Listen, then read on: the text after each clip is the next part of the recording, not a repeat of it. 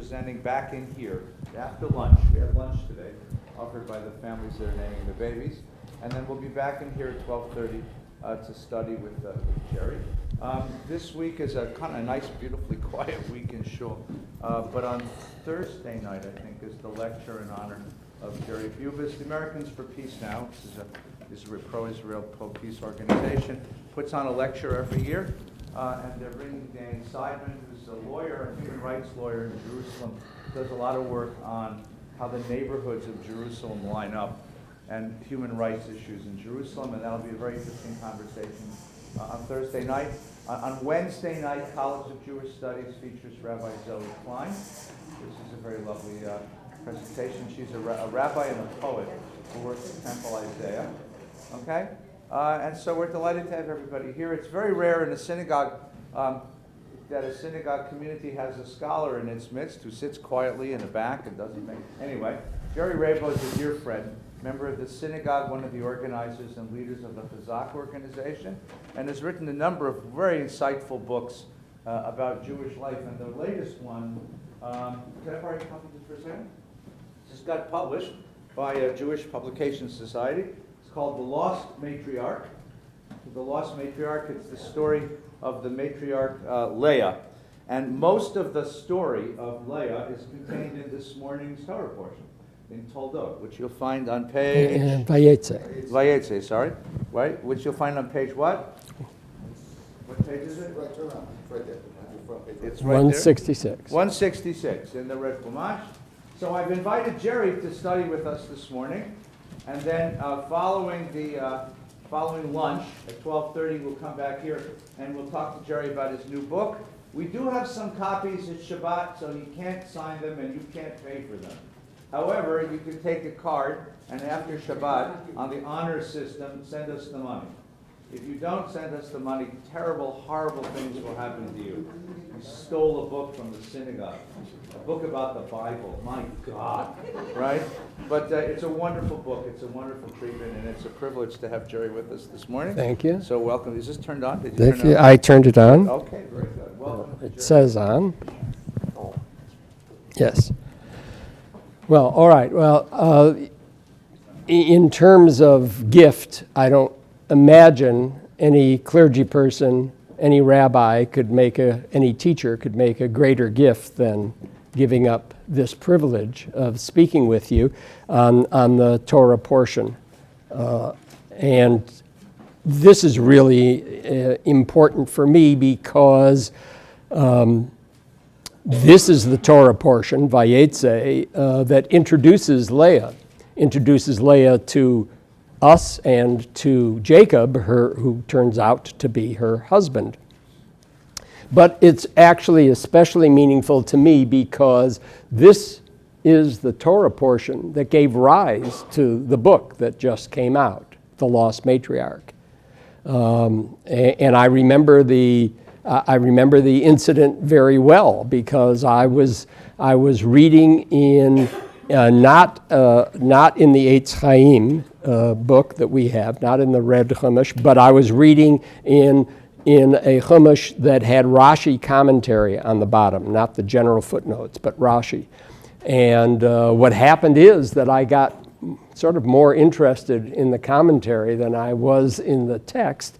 And so I was reading the commentary and really thinking about it. And I'll just share with you before we start the Torah portion, what caught me, what captured me really, was of course what is also the central part of my book, which is Leah's incredible wedding night. I put that as the central part of the book because my wife Lola said, okay, if you want to write another Jewish book, okay, that's your choice. But could you think about putting something interesting in the middle of it?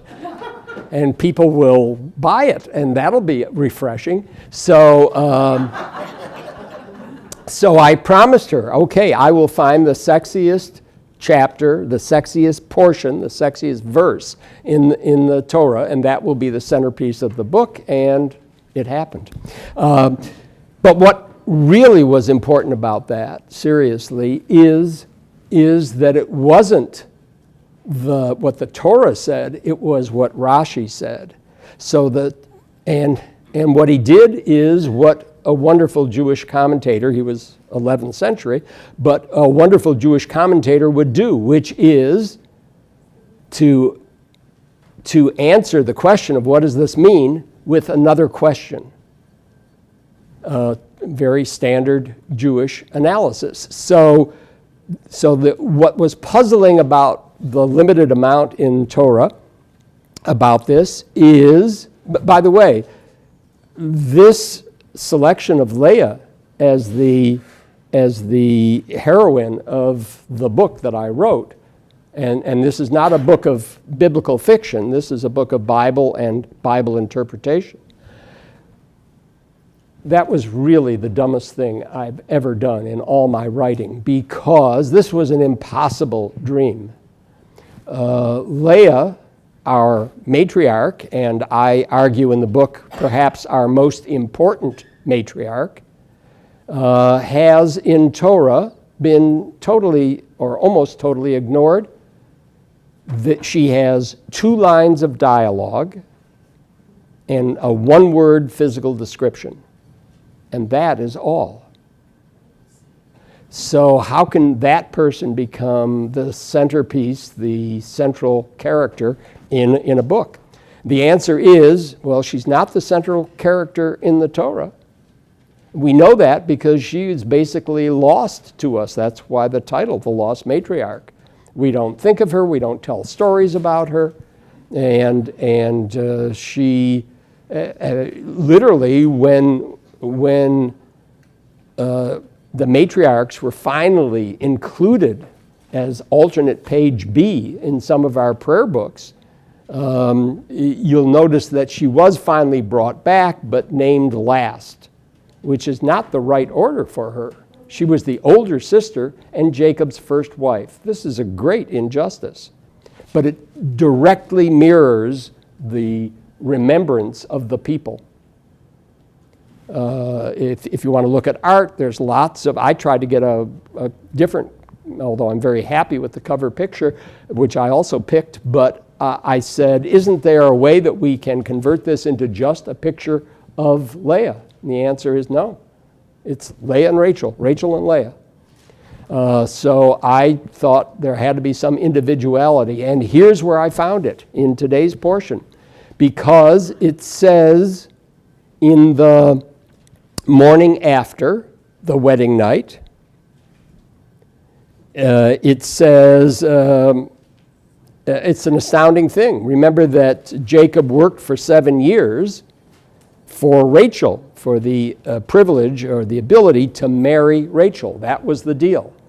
And then Leah was substituted by their father, was substituted on the justification that she was the older sister, and contemporary rules of conduct in Haran at the time was that the older sister should be married first. But Jacob, you have to ask, well, wait a minute, Jacob spent his wedding night with a woman that he has been yearning after, and that's a nice word, maybe lusting after, for 7 years, and he didn't recognize that it wasn't her? And what the Torah, in a most powerful sentence, clears that up at least, and it says, Vayihi baboker vehine hi Leah. That is, and it was in the morning, and behold, it was Leah.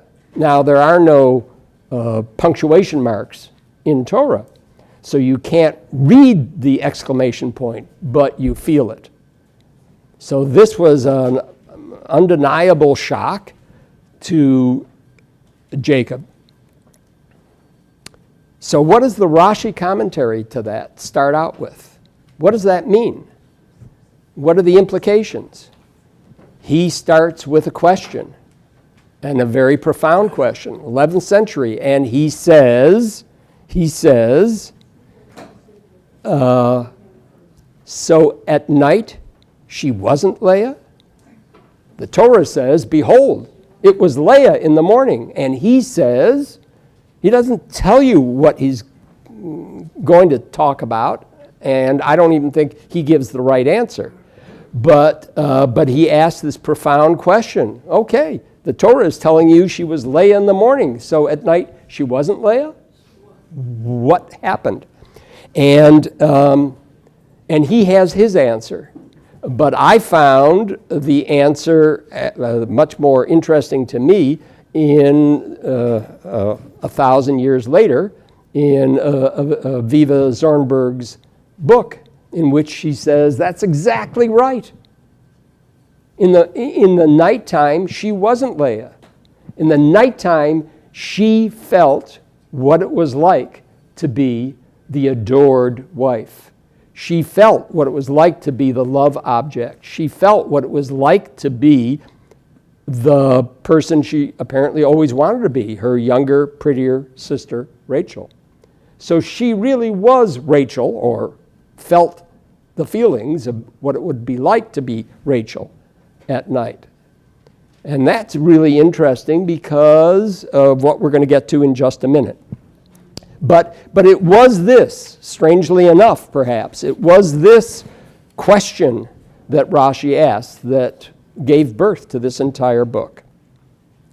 So where do we start? There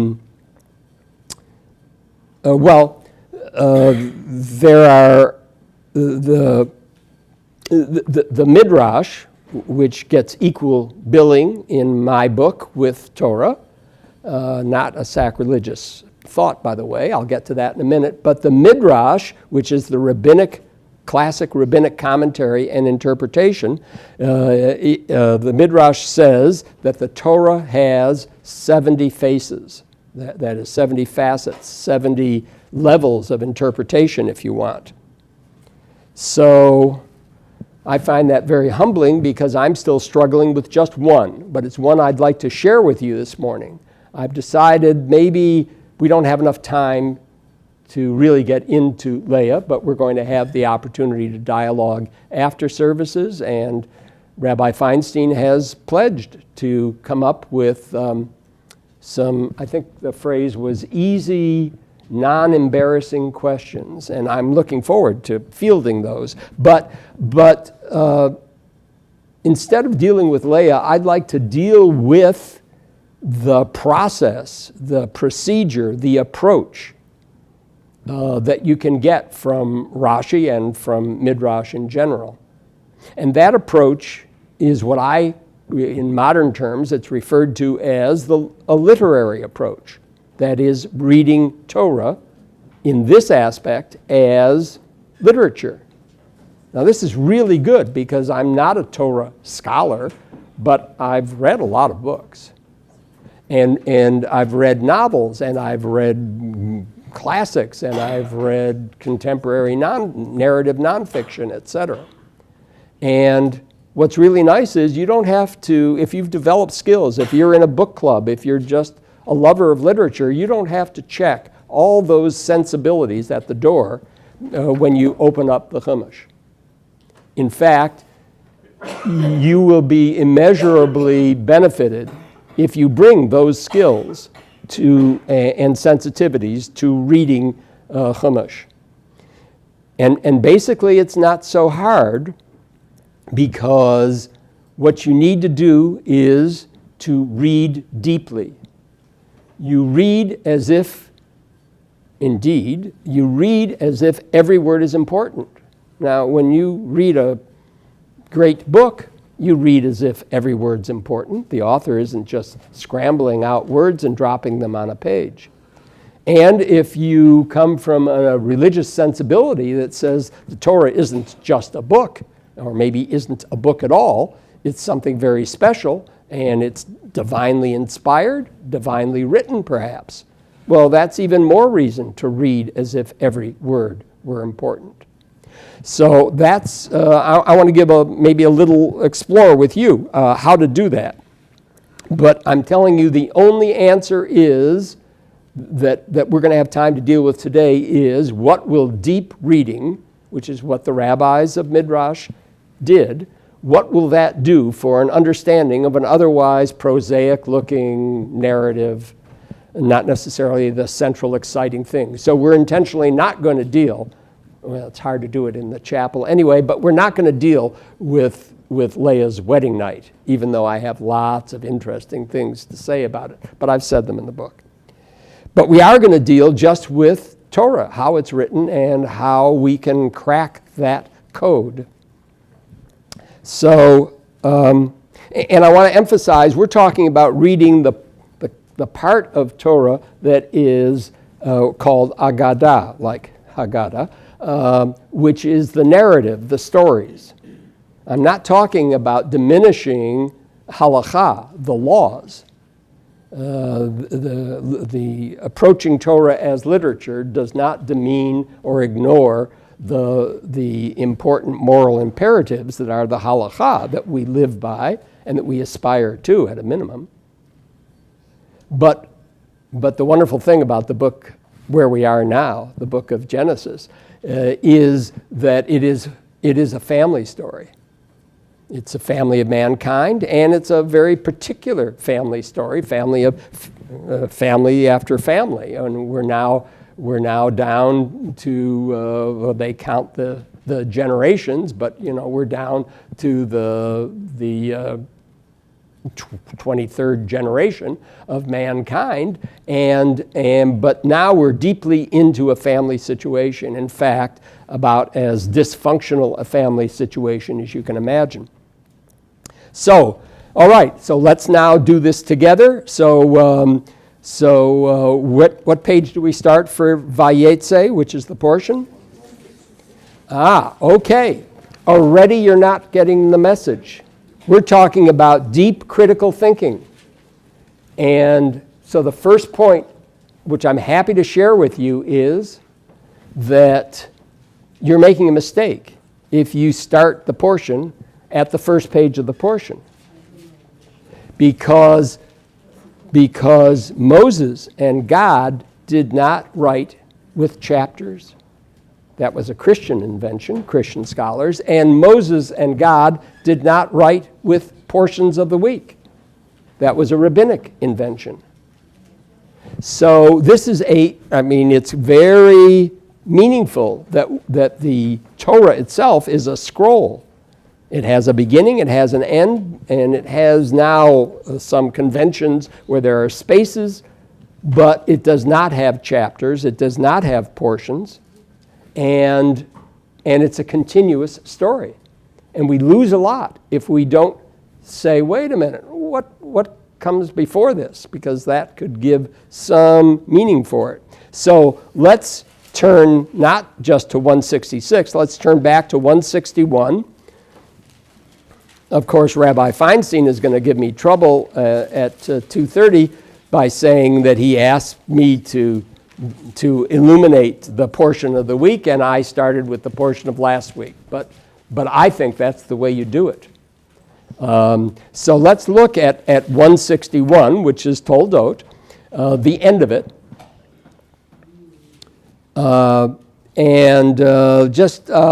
Here is... in chapter 28, here is verses 8 and 9.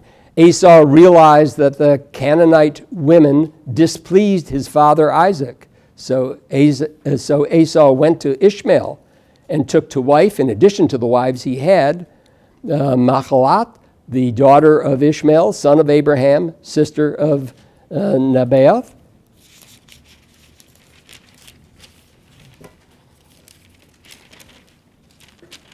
Oh, and that's the end of it. All right.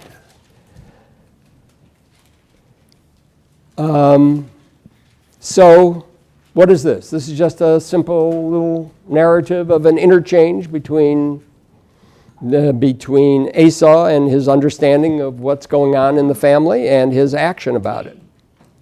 The first thing I want to say about this is watch out.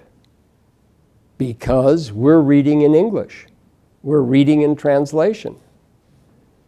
And Rabbi Schulweis has taught us, tradure e tradire, that translation is treason.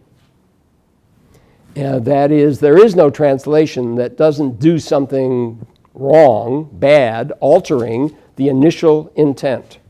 And that's true for Torah translation. So you either have to be an astute Hebrew scholar, which I am not. I am, we don't have much confession in Judaism, but I am a Hebrew high school dropout.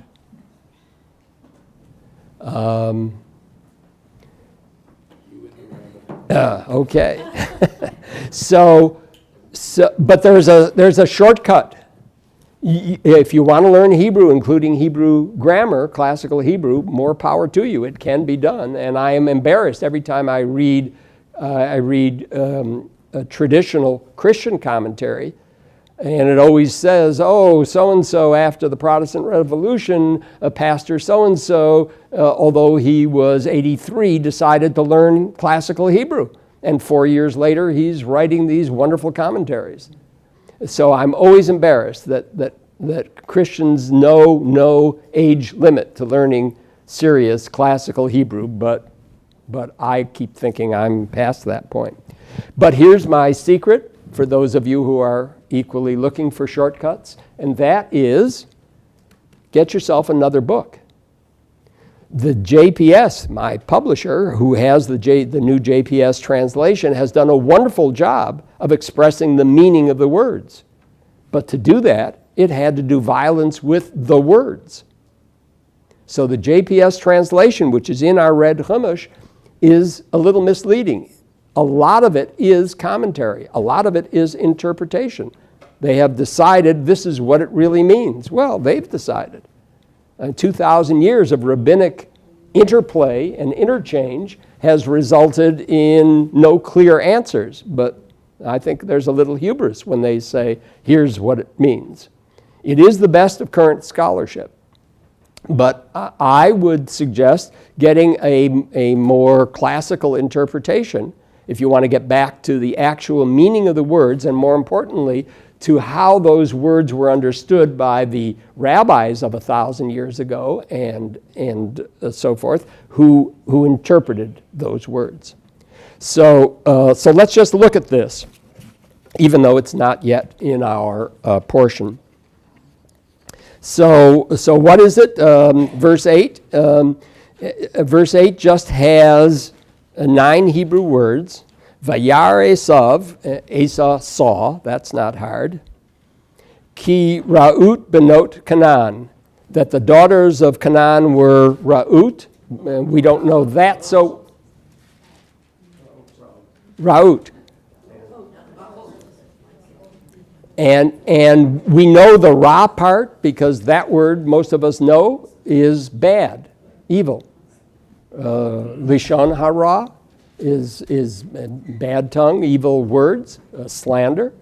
Yetzer hara is the fellow who sits on your left shoulder and whispers into that ear, the evil inclination.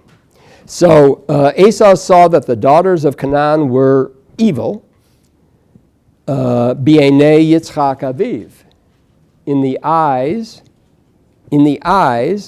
of Isaac, his father. Okay, so let's be word detectives and read it that way, without the modern interpretation. My first question is, so who is evil in this sentence? Is anyone evil? Or who is evil? The sentence again, Esau saw that the daughters of Canaan were evil in the eyes of Isaac, his father. No one's necessarily evil. It's just maybe that his father doesn't approve. Okay, so this is not a statement about the women. This is a statement about Isaac's perception, his belief, his whatever bias.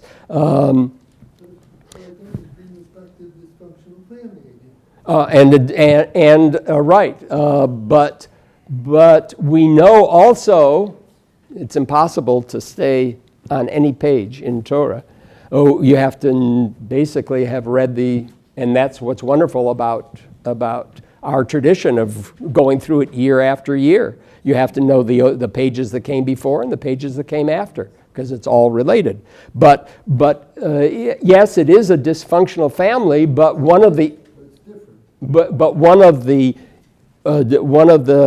aspects about this family is who do you remember who Isaac favored? Isaac and Rebekah had 2 children, Jacob and Esau. Who did Isaac favor? Esau. So this is a little odd. This is Isaac being unhappy. This uses the word displeased in the translation, but it's stronger in his eyes. What the 2 wives that his favored son picked were evil. So what is that? So what are the reasons for that? Yeah, Michael. Yeah, Jerry, there's another problem with this, Mm-hmm. and that is that Isaac himself went back to Hagar and Ishmael and stayed with them after the Akedah. Not Isaac, Abraham. No. Right. No, Isaac. Well, he went to the same place. It doesn't. Yeah. He went back to visit Ishmael. Right. Yeah. And Hagar. So the idea that somehow the idea that Esau is going to go to Ishmael and take a wife, that already has a connotation of familiarity, if you will. Right. There's no reason why he shouldn't do that. Well, this isn't who's evil in Isaac's eyes. This is the existing Canaanite wives. The notion is So, a little strange. right. So you could say lots of things. You could say that these wives were evil in his eyes because of whatever prejudice. You could say that no, actually, what was he concerned with? The patriarchs all lived in a covenantal relationship. That is, God made promises. And one of the most important things that God promised, besides lots of descendants, God promised the land. Whose land? The Canaanite land. So this isn't the issue, the 21st century issue of intermarriage.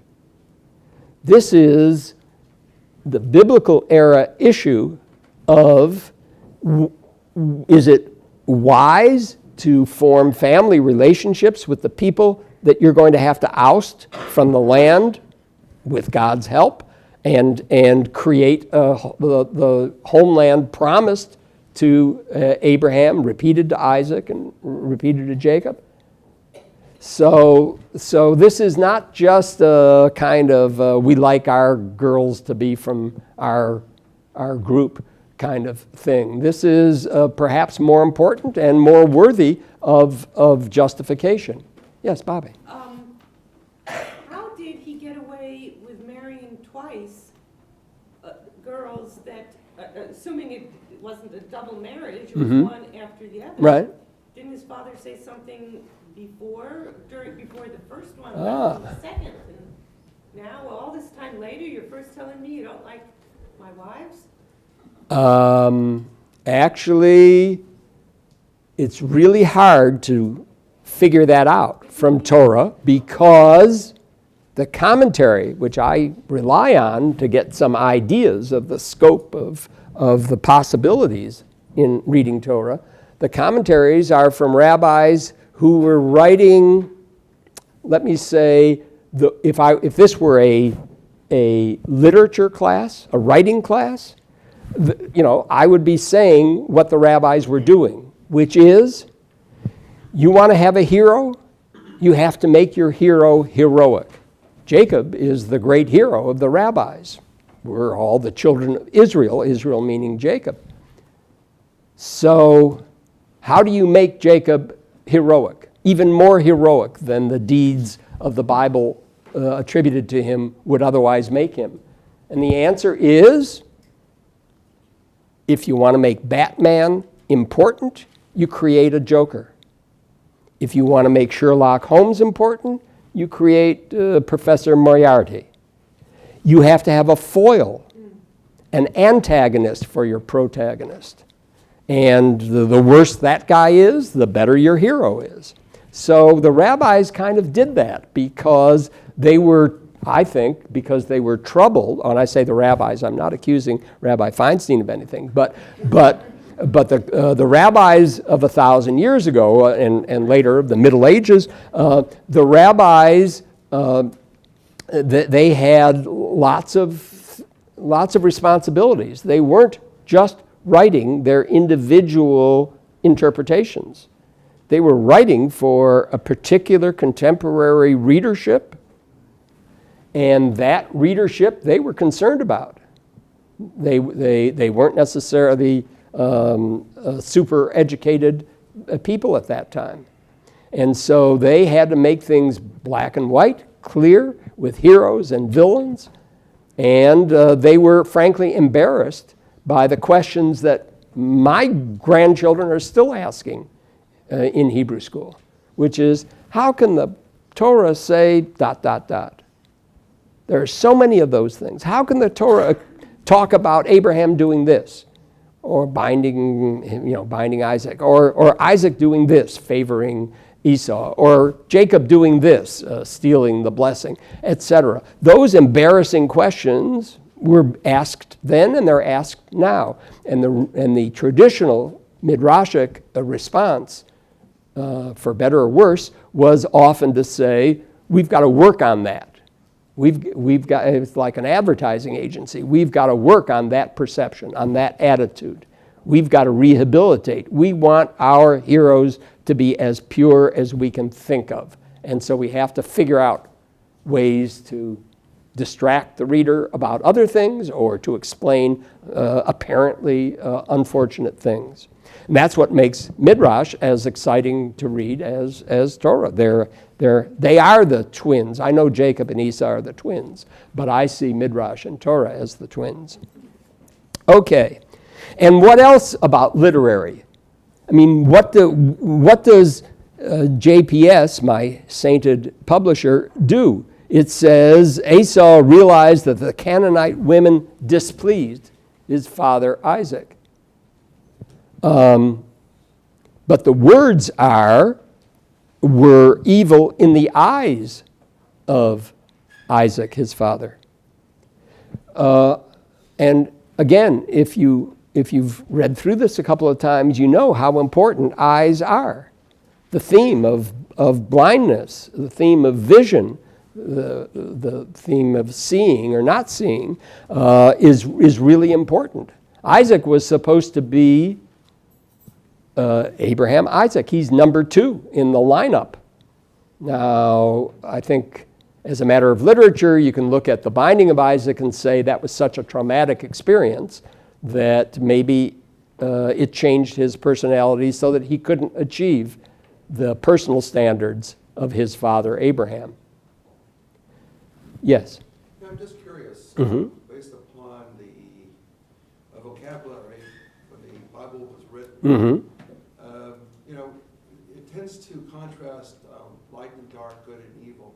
Sort of wonder if there was a large vocabulary in terms of using nuanced words or verbs like that, as opposed to saying evil inappropriate, or not in the continuance of what the covenant is supposed to say. You're getting what I'm saying? Yeah, yes. Shades of a color, or 50 Shades of Gray. Right. As an example. Well, that would sell, I should think. Okay. That's a really interesting question because it highlights the conflict. The literary style of Torah is very terse, very few words. And if you heard yourself ask that question, you saw that the examples you were giving were these sort of convoluted negative things. In other words, if you what can you backpedal from evil? Well, then you have to get into not so good or not as good as it could have been, etc. Look at all those words. The Bible doesn't do that.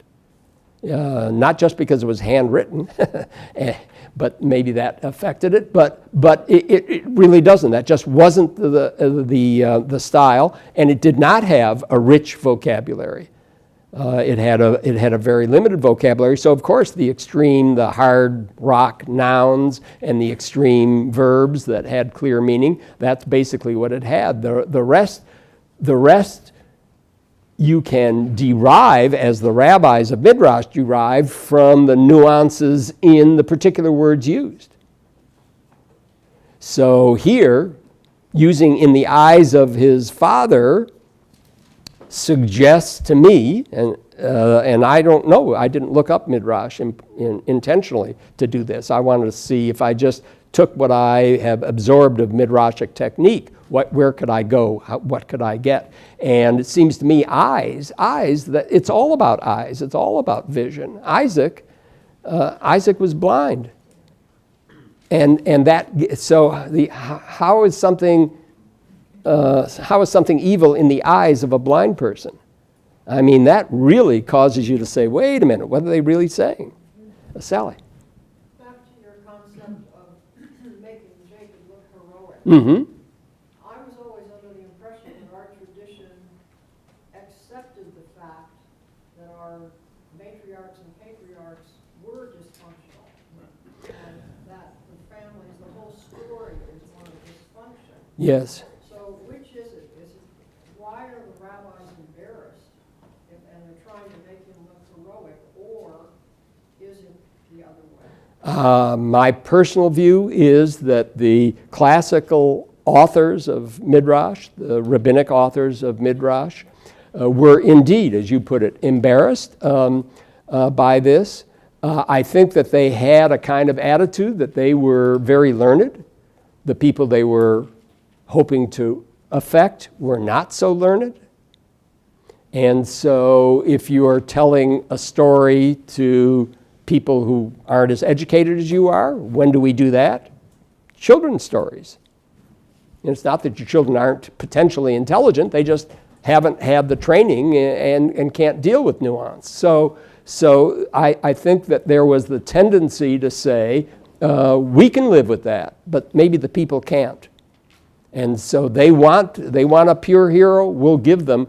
We can't give them a pure hero, but we can give them a hero where there are explanations for most of the times that they fall short of the mark. But modern literary criticism is very different.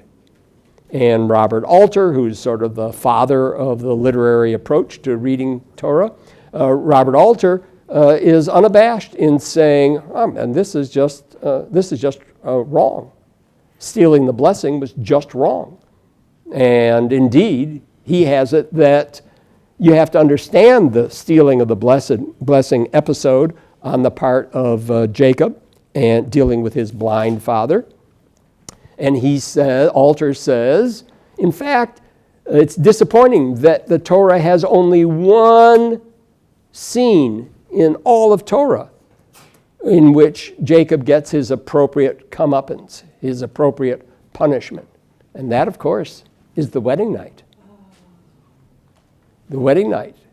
So Jacob, deceiving his blind father in the darkness of his blindness in the tent of blessing, gets taken care of a decade later or so with the wedding night, in which Jacob, in the darkness of the wedding tent, because the Torah says they told him they didn't use lights in these situations, and maybe he was drunk because this was a feast, and maybe he was just love blind because he's been pining after this girl, for this beautiful young girl, for 7 years. Whatever that is, this is just total measure for measure.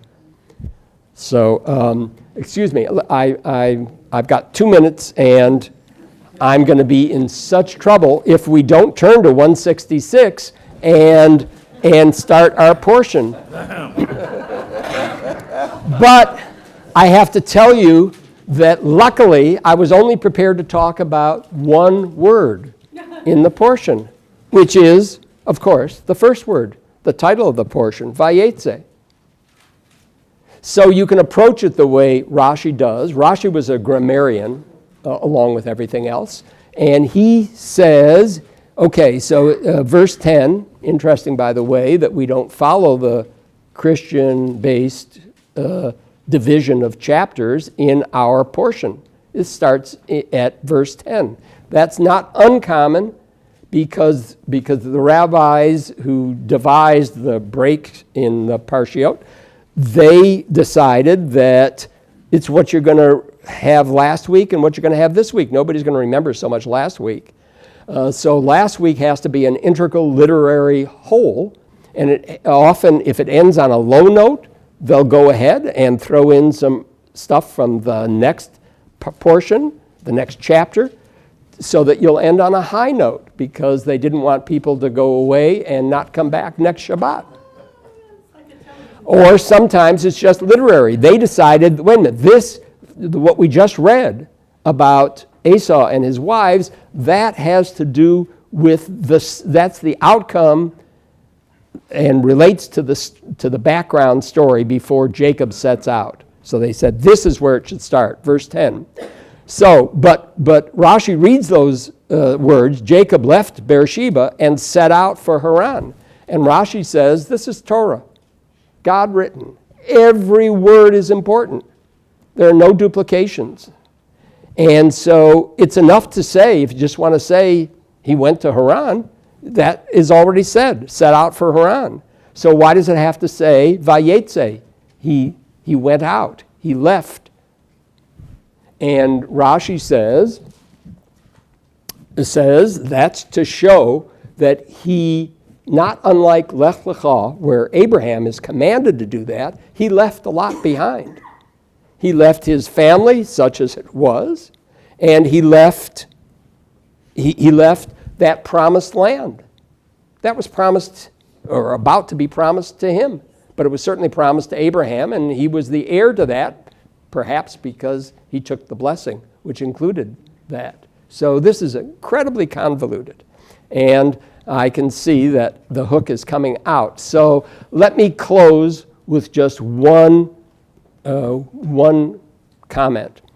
When we read Torah today in services, we're going to read it in this organized way. We're going to start on 166 or not go back. But to understand it, I'm saying you have to fit it all in, and it really helps to consider use the Midrashic techniques, even if you don't know what the Midrash says.